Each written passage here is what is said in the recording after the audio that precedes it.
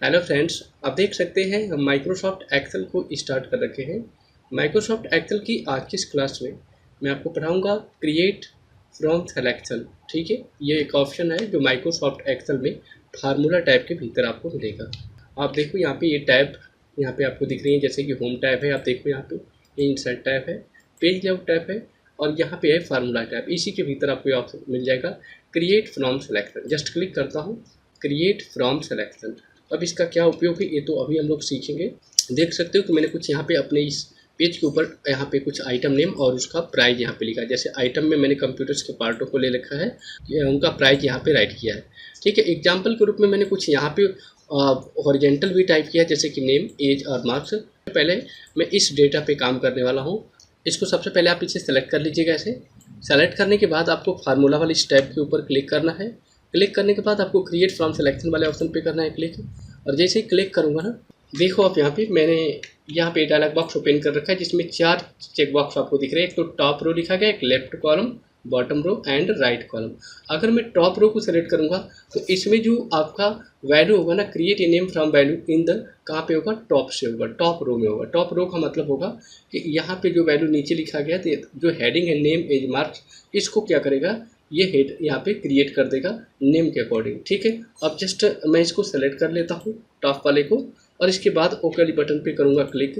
तो अब मैं आपको दिखाना चाहूँगा, यहाँ पे जाओगे नेम बॉक्स में, तो जैसे ही नेम बॉक्स पे क्लिक करते हो ना, तो आप देख सकते हो कि यहाँ पे हेडर क्रिएट हो गया है। क्या क्रिएट हुआ है, हेडर, नेम, मार्क्स और एज का कुछ इस टाइप से आपको यहाँ पे दिख रहा है। ठीक है, तो इसी तरीके से अभी मैं इसका मतलब आपको समझाता हूँ कि कैसे आप इसका उपयोग और कर सकते हो। जैसे कि मैंने जस्ट बताया कि जो आपने यहाँ पे नाम रखा था ना, उनका नाम यहाँ पे ऑटोमेटिकली देख सकते हो यहाँ पे बन चुका है। ठीक है, इसको मैंने सेलेक्ट किया था, इसको सिलेक्ट किया था। तो अब इस एग्जाम्पल से आपको ऑटोमेटिकली समझ में आ जाएगा कि आप यहाँ पे क्रिएट फ्रॉम सेलेक्शन ऑप्शन का उपयोग क्यों करोगे। ठीक है, क्या उपयोग है, आप देख सकते हैं यहाँ पे आइटम नेम और प्राइस लिखा हुआ है। ठीक है, अब मैं क्या करता हूँ, यहाँ से लेकर यहाँ तक इन दोनों कॉलम्स को मैं सेलेक्ट कर लेता हूँ, यानी कि आइटम वाला कॉलम भी सेलेक्ट कर लेता हूँ, प्राइस वाला भी कॉलम सेलेक्ट कर लेता हूँ। इसके बाद जस्ट मैं यहाँ पे जाऊँगा और फार्मूला वाले इस ऑप्शन पे क्लिक करके क्रिएट फ्रॉम सेलेक्शन ऑप्शन पे करूँगा क्लिक यहाँ पे। और जैसे इस पर क्लिक करूँगा यहाँ पे, आप देखोगे कि फिर से ऑप्शन आपको यहाँ पे मिल जाएगा। आपको यहाँ पे टॉप वाला इस बार जो ऑप्शन है ना, यानी कि चेकबॉक्स है, इसको अनटिक करके रखना है। आपको लेफ्ट कॉलम, यानी कि इस प्राइस से लेफ्ट वाला जो कॉलम है उसको भी आपको यहाँ पे सेलेक्ट करना है। ठीक है ना, ये दोनों को सेलेक्ट कर रखा है, तो लेफ्ट कॉलम यहाँ पे ऑप्शन को आपको केवल सेलेक्ट करना है। अब इससे क्या होगा ये देखिए, थोड़ा सा मैं ओके वाली बटन पे क्लिक करूँगा तो इसमें क्या होगा। ठीक है, अब देखो यहाँ पे जो प्राइस राइट किया गया है, इसके ठीक इधर कीबोर्ड राइट किया गया है। ये माउस का प्राइस है तो इसके इधर इसका आइटम नेम है।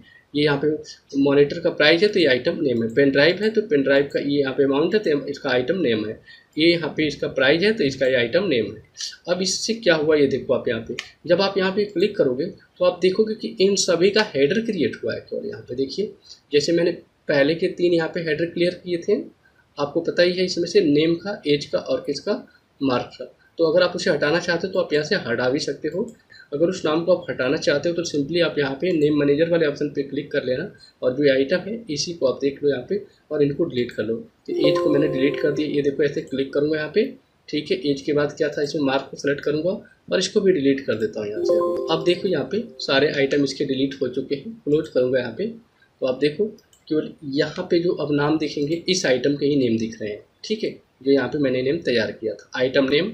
ठीक है, और इसका ये, तो यहाँ पे आइटम का नाम क्या है देखिए, तो keyboard, monitor, mouse, pen drive, यही है ना। जितना भी आइटम था सब यहीं पे आपको दिख रहा है। बस सिंपल है। अभी देखो ध्यान से, अगर मैं चाहता हूँ कि इनके सभी का एडिशन मुझे करना है, यहाँ पे जोड़ निकालना है सभी का, तो सिंपल है बिल्कुल ही। आप इक्वल साइन को यहाँ पे यूज कर सकते हो और सम राइट कर सकते हो। ब्रैकेट को करोगे स्टार्ट आप यहाँ पे।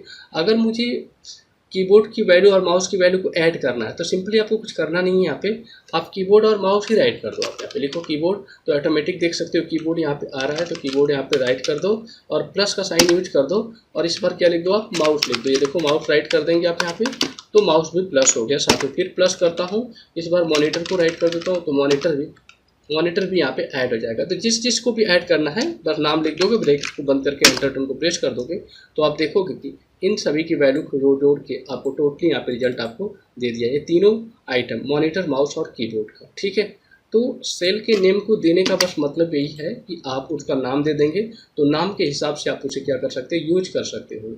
अब एक एग्जांपल और आपको बताना चाहूँगा इसमें से, ये देखिए यहाँ पे, जैसे फॉर एग्जांपल कि मैंने यहाँ पे 2 सेल ले लिया है, इसका नाम मैं 1 रखना चाहता हूँ, तो सिंपल है, आप इसे सेलेक्ट करके यहाँ पे भी आप 1 लिख सकते हो। ऐसे एंटर मारोगे तो इसका नाम 1 यहाँ पे बन जाएगा। ठीक है, यहाँ पे इसका नाम आपको 1 रखना है तो जस्ट यहाँ पे क्लिक करना है और एंटर बटन को प्रेस कर देना है। ये 1 हो गया। और इसका नाम आपको 2 रखना है तो यहाँ पे लिख दो, यहाँ पे 2। तो सिंपल इसको सेलेक्ट करके रखो, ऐसे सेलेक्ट कर लीजिए और इसके बाद इसको हटाकर यहाँ पे क्या राइट कर देंगे, 2, इंटर मार देंगे तो ये दोनों बन चुका है। अब यहाँ पे मुझे जोड़ना है या फिर कहीं भी जोड़ना है तो जस्ट इसमें पहले क्या होना चाहिए, वैल्यू यहाँ पे पुटेड होना चाहिए। तो वैल्यू को मैंने पुट कर दिया है। मुझे जोड़ना है तो सिंपली मैं यहाँ पे लिखूँगा सम, ब्रैकेट को स्टार्ट करके मैं यहाँ पे राइट करता हूँ 1 और इसके बाद प्लस का साइन लगाऊंगा और क्या राइट कर दूंगा, 2 बस। ब्रैकेट को बंद करके एंटर बटन को प्रेस करूँगा तो इन दोनों की वैल्यू देख सकते हो ऑटोमेटिकली यहाँ पे ऐड हो चुके आपको मिल चुका है। ओके, सो आई होप आप लोगों को यहाँ पे जो क्रिएट फ्रॉम सिलेक्शन ऑप्शन है उसका मतलब समझ में आ गया होगा।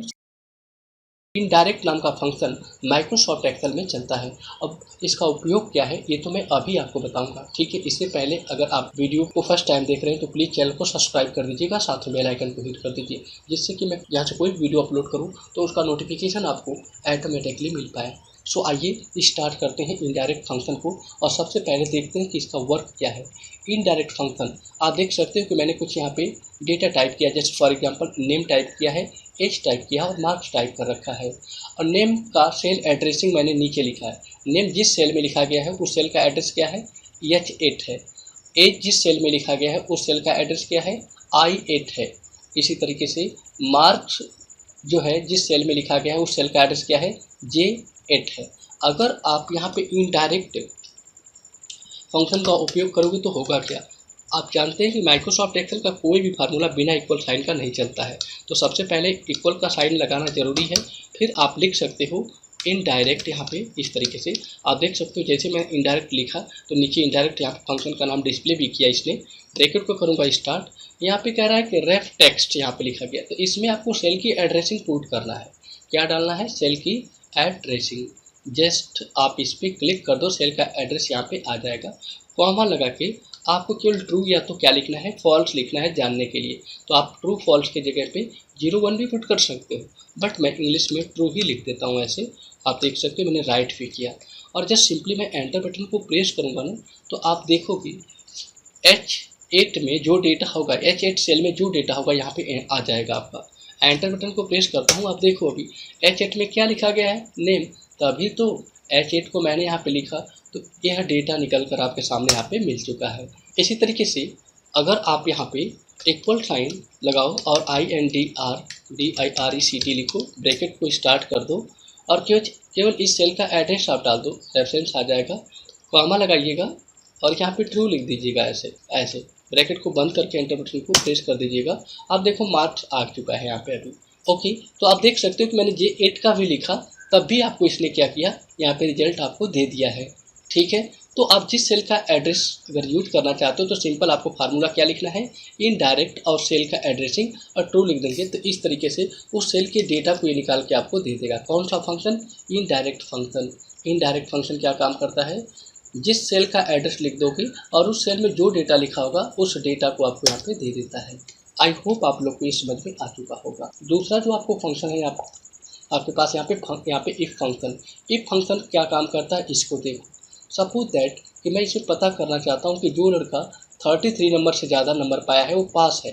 ठीक है, ऐसा मैं दिखाना चाहता हूँ तो कैसे कर सकता हूँ, इक्वल साइन को लिखूँगा और राइट कर दूंगा IF, ब्रैकेट को करता हूँ केवल स्टार्ट और इस सेल के एड्रेस को ले लूँगा। मैंने चेक किया क्या यहाँ पे यानी कि I23 जो है वो ग्रेटर देन है 33 के। अगर ग्रेटर देन होगा तो ये क्या होना चाहिए, पास हो जाना चाहिए। अगर उससे बड़ा हुआ तो इससे यहाँ पे I23 जो 30 से प्लस हुआ तो क्या होगा, पास होगा। ऐसे फिर कंडीशन नंबर सेकंड यूज करूँगा, इसमें लिखूँगा अगर ऐसा नहीं होता है तो उसको क्या कर दो, फेल साबित करो।